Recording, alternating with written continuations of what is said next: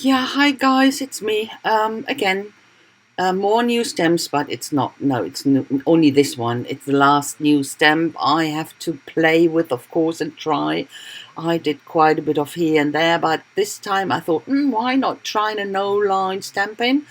And that means I use watercolor markers here and go in on top of the lines with different colors, and at the end I will spray a bit of water mist over from a very, very, very far distance, that it's not getting too wet, because it will dry watercolors when you have or when it takes you a bit of time to put all the colors in. It will be partially dry in some areas, so that's why I spray a tiny bit of mist on top and then I stamp it. I think I used a bit too much water, but yeah, was okay. Stamping very carefully twice or 3 times even, and that's it. So this no line stamping, of course, is easier to do with not that detailed stamp. In this case, the giraffe has a very detailed area around the eyes that doesn't show up that much, of course, but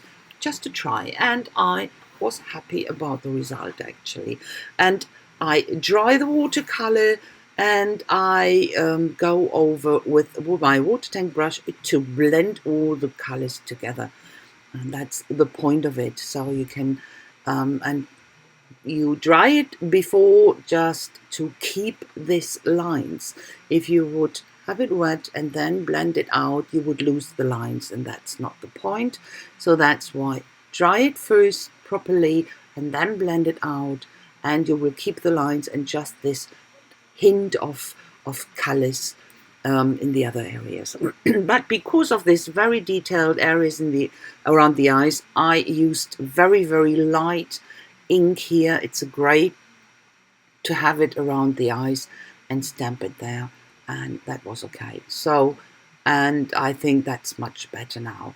Hallo ihr Lieben, ich werde euch heute, ist mein letzter neuer Stempel, den ich habe. Also, den probiere ich natürlich auch aus. Ich hatte auch schon eine Menge Sachen gemacht, mal geguckt hier und da, wie der sich verhält. Und dann habe ich gedacht, versuch doch mal dieses Stempeln ohne Linien. Und das habe ich dann mit den Aquarellmarkern gemacht.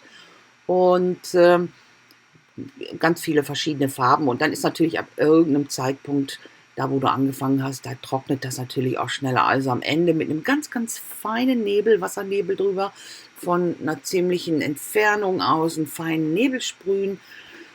Und es war ein ganz kleines bisschen zu viel, aber es ging noch, wie ihr gesehen habt. Und das ist natürlich immer, am besten funktioniert es natürlich immer, wenn du einen Stempel hast, der nicht ganz so detailliert ist.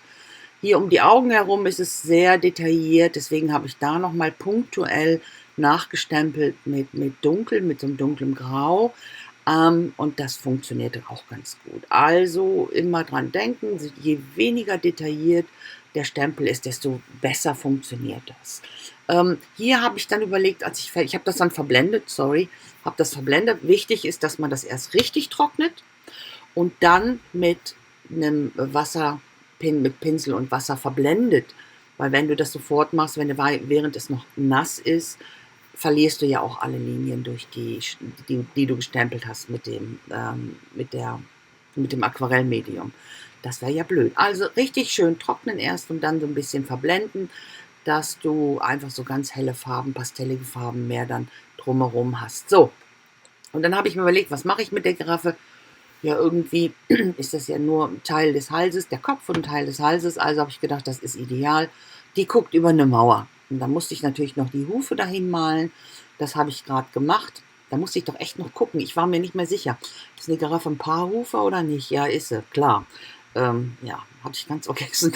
Doch, ist natürlich ein Paarhufer. Ja. Da habe ich dann die Hufe hingemalt und die Mauer. Und dieser Mauerstempel, das ist ein ganz, ganz uralter Stempel hier von Tim Holtz. Der ist, glaube ich, schon über 10 Jahre alt. Weiß nicht, ob es den noch gibt. Der ist natürlich so klein, dass ich da mehrfach stempeln musste. Da habe ich jetzt nicht unbedingt drauf geachtet, ist das gerade oder habe ich da Lücken. Es ist jetzt auch nur ein Versuch. Jetzt schattiere ich hier noch mit verschiedenen dunklen Tönen, einfach um ein bisschen Tiefe da reinzubekommen. You know, when I finished the giraffe, the colorizing, I thought, what to do with it? And then I thought, it's only they had a tiny bit of a neck. Why not letting it peek over a wall? So that's what I did. I put the hoof on, sorry, and then I stamped this wall, and this is a wall stamp, this brick stamp I got from, it's a Tim Holtz one, pretty old, 10, 11 years, I don't even know if it's still available, so very tiny part, so I had to stamp it very often, you could see that, and I didn't really mind if it was straight or not, if there were gaps or not, doesn't really matter. And you know me, I quite prefer to have it a bit more scruffy, a bit more distressy. So, and I'm going in with different dark colors here just to define the bricks more, not define them, to have more depth in there and more dimension. And then I thought, it's not really nicely balanced. I cut off quite a lot just to balance it out, and I thought it's quite nice, why not using it on a card? And that's what I do. I finish it off here with a bit of stamping, script stamp, my go-to script stamp, and I'm not doing on top a lot more. I just put the background with the blue watercolor, you saw me doing that, and I'm going on with the words then. Ich habe dann hier den Hintergrund noch in Blau gemacht und ein bisschen gestempelt, gar nicht mal so viel. Schattierungen waren dann auch fertig auf der Mauer. Und jetzt geht es nur noch um die Wörter. Und im Prinzip, ihr kennt das ja, auf der Mauer, auf der Lauer. Irgendwie fiel mir das dazu ein. Ist natürlich keine Wanze, aber wurscht. Euch muss ich das ja nicht erklären. Das ist der Word Puncher hier. Und dann benutze ich die Buchstaben, weil ich die von der Größe einfach total schön finde. Gerade für Karten. You know, and the words here is auf der Mauer, auf der Lauer. That's a German, it's a type of a nursery, not nursery, because it's for a bit of, it's not for 2 or 3 year old toddlers, it's more for 4 or 5 years in kindergarten when they're starting to learn words and letters, because you sing it, and then auf der Mauer, auf der Lauer means on the wall, out of, on the lurk, can you say that? Or on the prey? I don't know. And when you sing it again and again, and every time you start singing it again, you drop in a letter, the last letter, you know. It's auf der Mauer, auf der Lauer liegt eine kleine Wanze. And then au der Mauer, au der Lauer. So, and so on, and you drop in more and more, and at the end you have nur noch A, D, and then at the end it's only it's a bit of humming and nothing else, so it's quite funny.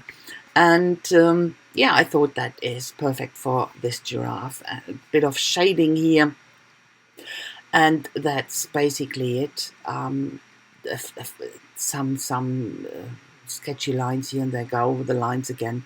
Ich habe dann hier noch die Linie ein bisschen verstärkt und die Buchstaben schattiert, aber das ist es, dann kommt auch schon das Close-Up und fertig. Macht die Karte dann fertig, das werdet ihr am Ende sehen, oder ne, die mache ich gar nicht fertig, glaube ich. Nee.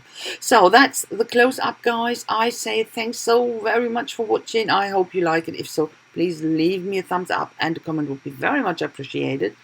And I hope I see you very soon with my next project. Until then, I wish you a fantastic time. Bye-bye, guys, and don't forget to stay creative. Bye! Ihr Lieben, ich danke euch ganz, ganz herzlich fürs Schauen. Ich hoffe, ihr hattet Spaß und konntet was mitnehmen. Wenn dem so ist, dann lasst mir doch einen Daumen hoch da. Und über einen Kommentar würde ich mich riesig freuen. Und ich hoffe, ich sehe euch ganz bald wieder mit meinem nächsten Projekt. Bis dahin wünsche ich euch allerdings eine wunderschöne Zeit. Und bitte vergesst nicht, bleibt kreativ. Bis dann, tschüssi!